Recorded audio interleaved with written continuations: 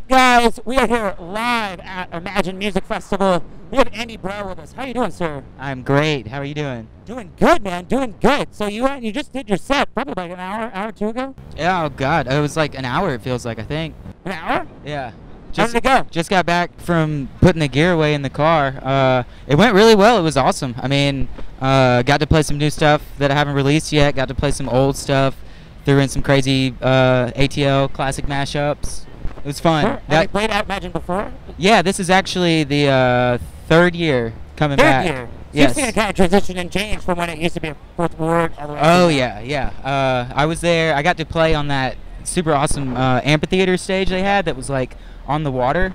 I think it was Oh, the snap, that second one. year of Imagine, and I remember that one. it, That was a fun one. it was definitely top 3 performances of my life. I mean, Really? I got lucky with the scheduling, and the crowd was just feeling it. It was full. I mean, it was something else. But yeah, to see the transition from that to this is just crazy, you know. Well, speaking of the transition and crazy, I also know that you've been kind of changing. So you do heavy, hard pounding stuff. You know, when you normally go, and now Yeah. you're trying to switch over to elemental, right? Yes. So tell me a little bit about that. So you're starting to go and bring on different bandmates or different people to go and start doing stuff. Well, yeah. So the idea with the elemental sets was basically just to explore different genres that don't quite typically fit the style that I normally put out when I'm performing. It's kind of like its weird second cousin that's like taking LSD almost. It's like very tribal, trippy, very, very rhythm infused. So what caused it? What wanted you to make this transition or go and do this like side project? So what happened was I had an opportunity to open up for Charles I in Atlanta. We put a show together down on Aisle 5, and if you're familiar with his sound and his style, it's drippy, like almost sounds like you're walking through a forest or something, but the bass is there, but it's minimal. And so as a DJ, naturally I try to set the stage for whoever I'm opening for. A lot of times I'm opening for people at the level I'm at right now, so I just try to take that into account. I don't switch up You're styles. playing at Amazonian stage and Imagine. so, Yeah, like- well, that was last year. Disco Inferno was this year. Inferno this year. Yeah. Imagine, or I got to play Disco Inferno's an Amazona. amazing stage. That stage this year is crazy. Fire and Yeah. Sodium. But anyways, the Elemental is an opportunity for me to just kind of break out of my normal. I guess you could say what I normally do is an emulation of like a Bass Nectar wannabe in a sense. It's like I love throwing down loops, samples, dope, all kinds of bass music.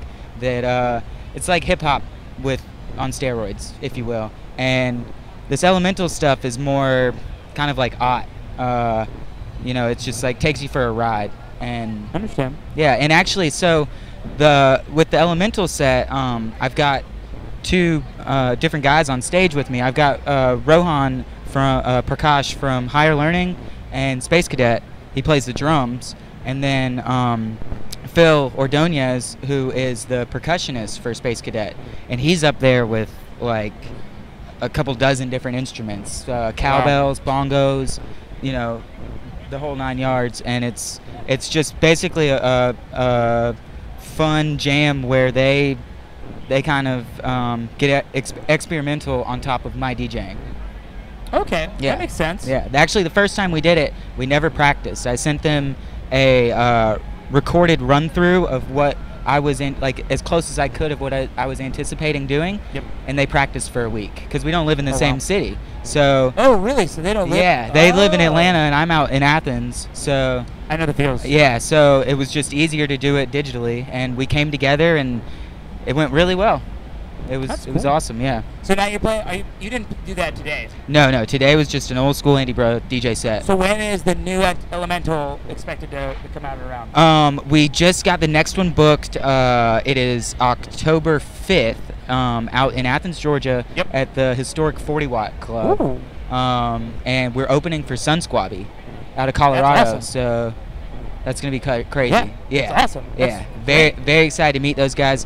I've met one of them before, but excited to actually get to see them do their thing because from what I've heard, there's something else. So For sure. Yeah. Speaking about bass music, I know you want to talk about bass without boundaries. That's something that you've said a lot. Yeah, it's So, kind of like a tell me about that. catchphrase, if Okay. you will.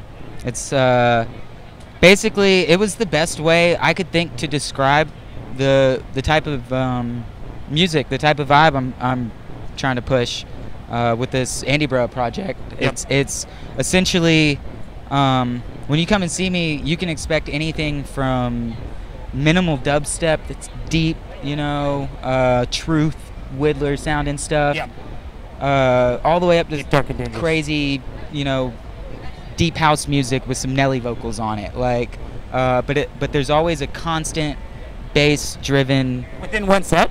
Oh yeah, totally. That's kind of where the idea comes in. Is it's a journey, it's a ride, but there's one constant the entire time, and that it's bass. It's fucking bass. Some people say there's differing opinions on like being an open format DJ versus being a one genre DJ, right? And it sounds like you're leaning more open format. Do you see any pitfalls or or good things about being open format? Well, I guess the biggest thing is your ability to get booked. There's certain events that are specific to types of music where maybe it's mostly house music or mostly this or that, and if you play one style of music, you're not going to get booked for that. Now, that's not to say that's necessarily a bad thing. Not at all. But when you widen your horizons and try to expand what you're doing, it gives you an opportunity to play in front of more crowds and meet more people, make new fans, and it's an opportunity to spread music through people that they might not necessarily be used to, because some people might come for the dubstep bangers that I throw out and find themselves losing it to house, some yeah. trippy like glitch hop or something. Yeah. So that's really how I feel about it. No, I think that's a perfect example of it. One other question I got for you is what's coming down the line? So I know you said you've had an EP. Yes. It's coming. I've been working, I think 8 months. I have been working. 8 months? Yeah. I'm still pretty new to producing. I think we're going on like 3 years, and really only one of them to where I actually kind of sort of felt like I knew what I was doing, And this stuff, I've been working just really hard trying to actually put something out there that's quality. I got a super awesome audio engineer that I'm working with on the mastering end. Yep. Started getting those tracks back. I played the first single today, actually, to close out my set over at the Disco Inferno. But right now, it is tentatively looking to be released next month. Okay. And I'm looking really forward to it. I think it's the So best stuff I've created. What do we expect out of this album? Oh man, Andy. That's the hard question. It's Andy, bro. Get ready. Andy, bro. Get ready to finally get a beginning to the definition of what Andy Bro is as far as production.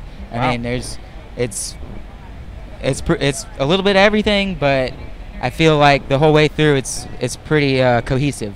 Where can we find it? Or where are you going to release it? We're going to do it on Spotify, SoundCloud, iTunes. It'll be everywhere. So Cool. So find it all those places. yeah, you can follow me on Facebook at Andy Bro, or Twitter, same thing.